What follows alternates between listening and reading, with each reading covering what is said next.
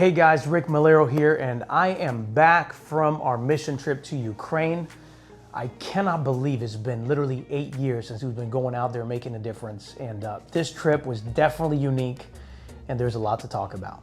You know, over the last 8 years, there's been a vast difference, but at the end of the day, there are a lot of common denominators. You see, when we went out to Ukraine 8 years ago, we wanted to help make a difference, and we wanted to stop human trafficking, and we wanted to help children and their families so that they can thrive. And so that part of the mission hasn't changed. But the way in which we work on the mission since the war started has changed drastically. And so there's been a lot of different strategies that we've had to implement since the war started that really has ministered to people in a different way. Now, what a lot of people don't take into consideration when you're going to a war zone is that you can't fly a plane directly anywhere in the country. And so I would even say that specifically in this trip, the hardest thing for us was actually traveling to Ukraine. What I mean by that is this trip literally was an average of 42 hours straight. We literally left from Florida all the way to Germany, from Germany to Poland, and then we had to take an actual bus all the way through to our base. And that literally took us 42 hours straight. So needless to say, the most painful part of this journey was actually getting to there and getting back home from there. So in the last couple of years, you know, I've been to the front lines to provide resources, and the people there were not only incredible, but there was a difference in regards to the urgency, the things that were going on. For this trip, what made it completely different is that this time we were going to the front lines and bringing the people, which in this case were orphans and widows, to actually host a camp at one of our properties on the west side of Ukraine, where there is no war going on. And so the people that we connected with when we first brought them to our property, they were actually kind of cold at first. They weren't really sure what was going on. And so it was just an incredible piece to see from day one when they show up and meet us, and they're very cold, they're distant, they're guarded. And within 24 hours, we're playing with their kids, we're doing frisbee, we're jumping on trampolines, we're doing things to connect with them. And you can literally see them little by little, their walls come down and they start connecting, just like everyday people. And so I think that was one of the beautiful things, is seeing those walls come down and seeing the relationship start to be established. And that's an essential part, because we have to build trust before we actually learn their stories and begin to minister to their actual needs. You know, I think this time around was a little bit surreal for me because the same week that I was in Ukraine, my children were actually in their youth camp. And so here I am hosting a youth camp in Ukraine, and my children are in another completely different part of the country in the US, and they're themselves in a youth camp. The difference is, in our camp in Ukraine, 100% of the children that were there, they lost their dad. And I can tell you that it was a very painful thought when you're spending time with these kids, even when you're seeing them smile and you're playing games. When you sit down in the evenings and you have conversations about how the war has impacted them or what's going on, they literally feel this pain. They share this pain of the loss of their loved one. In this case, all of their dads have passed away. We felt the same way when we were talking to the moms that were in the camp. These moms were guarded at first, and unfortunately, they all lost their husbands. And so it was a very emotional trip. We were just grateful to have the opportunity not only to make a connection with them and to encourage them and to just give them a week of reprieve, where they don't have to worry about bombs going off near them. They can just worry about being kids, having a good time, jumping in the lake and doing everything else that kids do. But it was very real, because the entire time we knew that these children and these moms, they were still mourning. And so we had to be very careful and tactical in the way that we communicated and we expressed emotions. In fact, I still remember there were two kids in particular. We were playing a completely different game, and I don't know what triggered it, but there was a 5-year-old girl that literally started attacking me. And I could literally feel and sense the emotions that were going on there. And so there's a lot of people that are struggling right now because of this war. And it's the way that we love them, listen to them, and encourage them that really helps to make a difference. You know, so far I've talked about basically kind of the macro view, like all these kids lost their dads, all these women lost their husbands. But as you can imagine, as we're spending time with these people and we're getting to know them, you know, the walls come down, and so they start sharing their heart. And so I can think of specifically, there's this one boy that I believe God sent me there for him specifically. and his name is Timothy. When I first went to the camp and I saw the group, I was kind of feeling everybody out, trying to look at them and see, are they engaging in some of the stuff we're doing, or are they kind of set apart?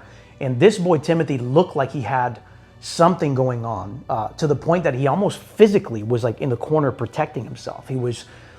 It almost looked socially awkward. But the reality is he was just guarded and he was emotional. And so I made it my aim to go sit next to him and little by little connect and have conversations. And I remember the first conversation, there was no translator, so we're using a phone.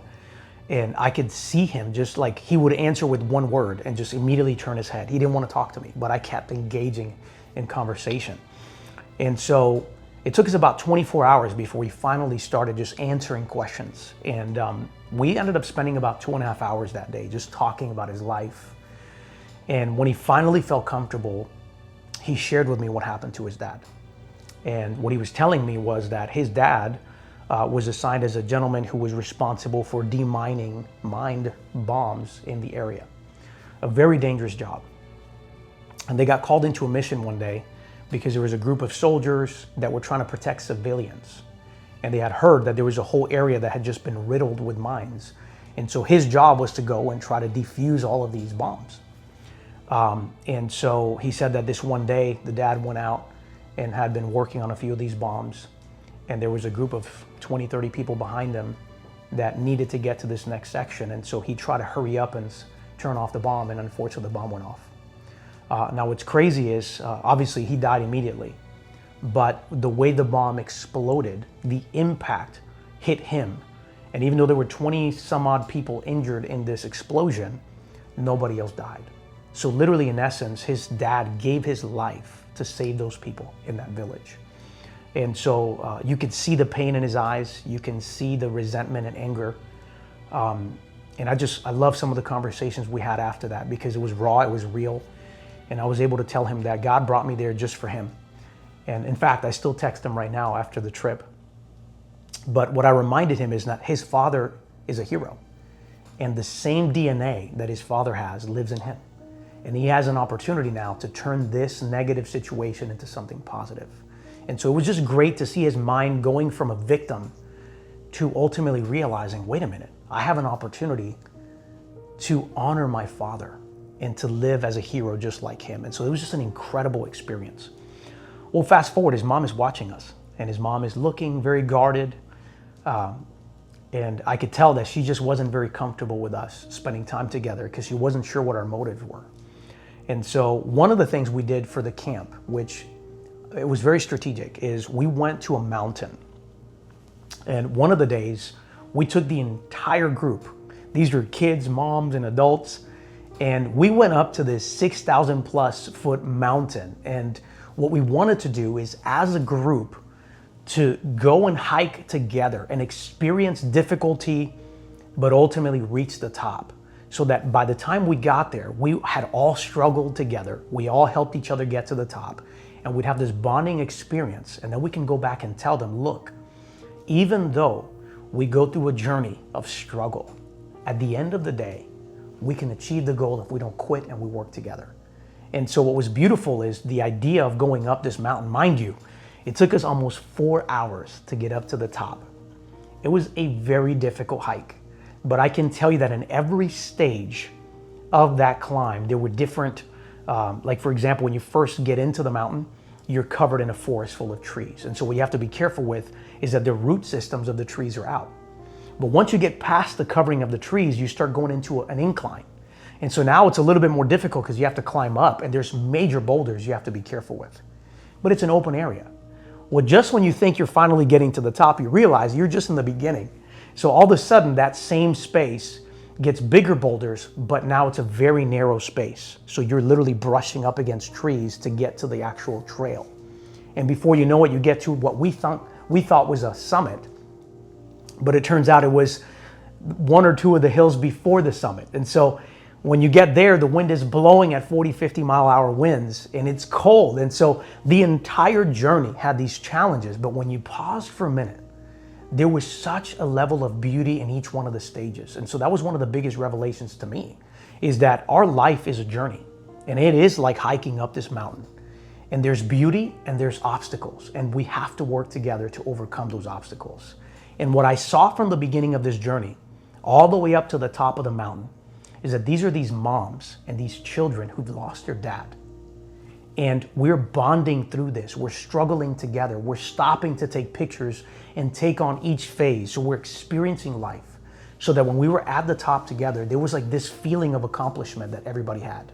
And there was this feeling of unity, that we waited for each other. We worked together to achieve this goal together.